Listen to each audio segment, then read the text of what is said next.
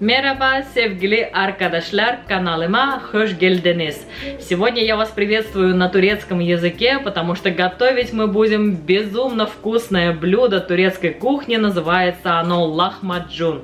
Готовится оно не просто, предупреждаю сразу, но попробовать его настоятельно рекомендуем, проверено малоежками, это невероятная вкуснятина. Мы с Алексеем уже продегустировали лахмаджун на нашем мукбанг канале, ссылочку оставим внизу в описании под этим видео. Переходите, дегустируйте вместе с нами и кушайте тоже вместе с нами. Также, кто еще не знаком с нашим семейным каналом, все эти рецепты снимаются специально для вас с любовью из Турции. Переходите, знакомьтесь по ссылочке внизу в описании. Добро пожаловать, будем рады видеть каждого из вас. Ну а сейчас оставайтесь со мной, я вам подробно расскажу, как приготовить вкуснейший лахмаджун по-турецки. Мы начинаем.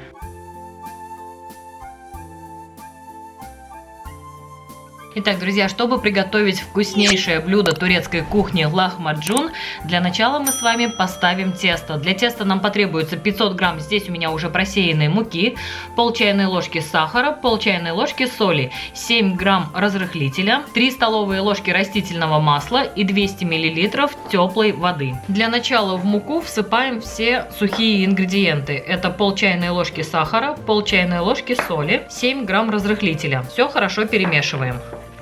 Далее в муке делаем углубление, отправляем в муку 200 мл теплой воды и 3 столовые ложки растительного масла. Замешиваем тесто.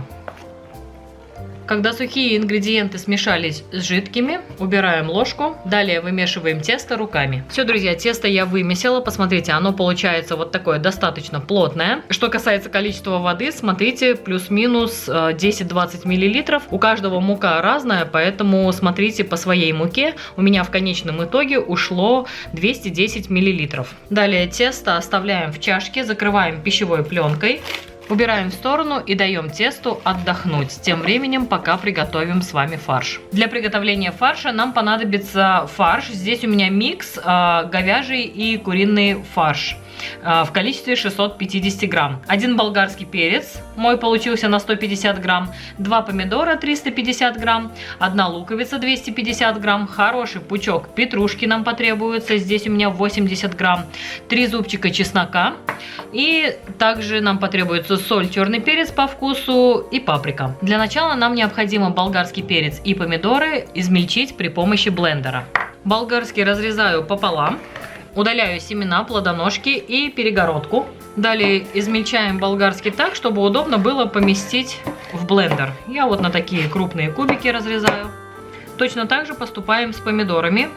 Разрезаем пополам, удаляем плодоножку. Все остальное разрезаем на крупные кубики, такие, которые удобно было бы поместить в блендер. Таким же образом также подготовлю второй помидор. Овощи я подготовила. Далее берем чашу блендера, в которую помещаем болгарский и помидоры. Закрываем крышкой, подключаем мотор и перемалываем.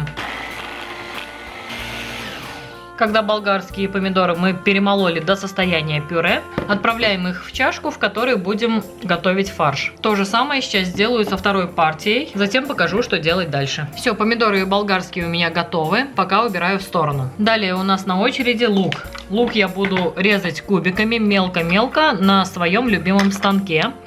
Одеваю на плододержатель, станок устанавливаю на лоток и вот такими движениями режу лук на кубики. Посмотрите, вот таким мелким кубиком получается нарезать лук. Если нет станка, ничего страшного, режьте лук вручную. Соответственно, головку лука разрезаете пополам. Затем разрезаете на полоски, не доходя до конца. Оставляете вот этот хвостик. И затем разворачиваете луковицу, режете поперек, как на пельмени. Получаются кубики. Я таким образом сейчас нарежу полностью лук, затем покажу, что делать дальше. Лук я нарезала, посмотрите, вот такое количество у меня получилось. И его тоже отправляю к томатам и болгарскому перцу. Пока убираю в сторону, нам осталось с вами только нарезать зелень. Петрушка у меня сегодня. От зелени отрезаю грубые вот эти ветки, их выкидываю. Все остальное просто мелко нарезаем. Зелень я тоже нарезала, отправляем к нашему будущему фаршу. Сюда же отправляем сам фарш. И все хорошо перемешиваем, вот так массируя фарш вместе с овощной начинкой. Посмотрите, как это аппетитно уже получается. Сюда же не забываем отправить соль, черный перец, паприку. Также к нашему фаршу выдавливаем 3 зубчика чеснока и продолжаем все хорошо перемешивать. Все, друзья, фарш у нас готов. Посмотрите, вот такой аппетитный у нас получился фарш. Пока его убираем в сторону, вернемся к тесту. Тесто у нас отдохнуло, стало более мягкое. Хорошенько еще раз его вымесим. Тесто я вымесила, теперь нам его необходимо разделить на 12 равных частей. Я воспользуюсь весами. Это примерно по 60 грамм, каждый кусочек должен быть. Тесто я разделила на 12 равных частей. Теперь каждый кусочек теста вот так обминаю и формирую из него колобочек. Вот таким вот образом. Все неровности прячу вниз, сверху, чтобы получился вот такой ровный красивый колобочек. Точно так же поступаю с оставшимся тестом. Все, друзья, все 12 шариков я накатала. Дальше прикрываем пищевой пленкой, либо пакетом, чтобы тесто наше не подсыхало. И оставляем примерно на полчаса. Тесту еще необходимо отдохнуть. Через полчаса мы с вами будем раскатывать и готовить лахмаджун. Ну что, друзья, прошло у нас полчаса. Тесто отдохнуло. Пока его вот так в сторону немножко уберу. Давайте раскатывать. Приплюскиваем и раскатываем тоненько-тоненько диаметром примерно 20 сантиметров. Стараемся раскатывать кругляш наш как можно тоньше и как можно ровнее. Вот, друзья, посмотрите, как смогла, так раскатала. Тоненько-тоненько, видите? Дальше берем фарш. Мысленно его делим тоже на 12 частей и 1/12 часть выкладываем на тесто.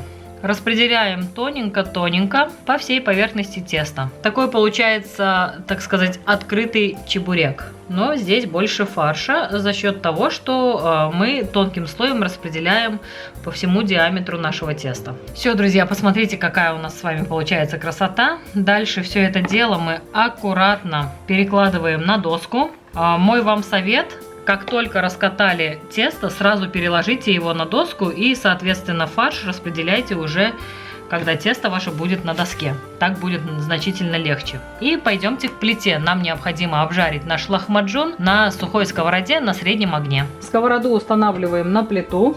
Зажигаем сначала максимальный огонь и ждем, когда сковорода хорошо прогреется. Итак, сковорода у нас хорошо прогрелась. Газ уменьшаем до чуть ниже, чем средний. И аккуратно теперь с доски перекладываем лахмаджун на сковороду. Обжаривать будем примерно в течение 10 минут на сухой сковороде под закрытой крышкой, чтобы фарш у нас тоже поспел. Итак, друзья, прошло у нас ровно 10 минут. Давайте посмотрим. Посмотрите, с обратной стороны лахмаджун обжарился вот до такой степени. И мы при помощи лопатки снимаем лахмаджун. А тем временем я уже подготовила второй лахмаджун, который вот так с доски аккуратно отправляем в сковороду. Также обжариваем на среднем огне в течение 10 минут. Итак, друзья, посмотрите, вот такая красота у меня получилась. После жарки каждого лахмаджуна я накрывала их пакетом, чтобы не было сильно пересохшее тесто. Значит, как подают в Турции лахмаджун? Посмотрите, вот такая стопка получилась у меня. Лахмаджун подают обязательно вместе с петрушкой. От петрушки я отрезала вот эти палочковые части, оставила только лиственную часть. И обязательно четвертинки лимона должны быть поданы к лахмаджуну. Берем лахмаджун на тарелку. Обязательно лахмаджун поливается лимоном. Лимонным соком, вернее. Обязательно кладем несколько веточек петрушки и заворачиваем в рулет. И вот так наш лахмаджун нужно кушать. Приятного аппетита! Нам с Алексеем уже не терпится все это съесть на нашем мукбанг канале, куда мы вас всех и приглашаем. Ссылка, как всегда, внизу в описании под этим видео. Мой вам совет: когда вы будете обжаривать лахмаджун на сковороде, фарш у нас достаточно сочный. Если сок попадает на сковороду, слегка вот так поддеваете лахмаджун и кухонным бумажным полотенцем со сковороды этот сок вытираете. Иначе в том месте, где вытек сок, может пригореть лахмаджун ваш. Ну а это видео буду заканчивать. Если видео понравилось, ставьте мне, пожалуйста, пальчики вверх, подписывайтесь на канал, пишите комментарии. Нам очень приятно с вами общаться. Это мотивирует снимать для вас еще больше вкусных и интересных рецептов. Огромное всем спасибо за лайки, за комментарии, за пожелания. А также всем спасибо за просмотр. Всем пока-пока. Приходите еще, увидимся снова.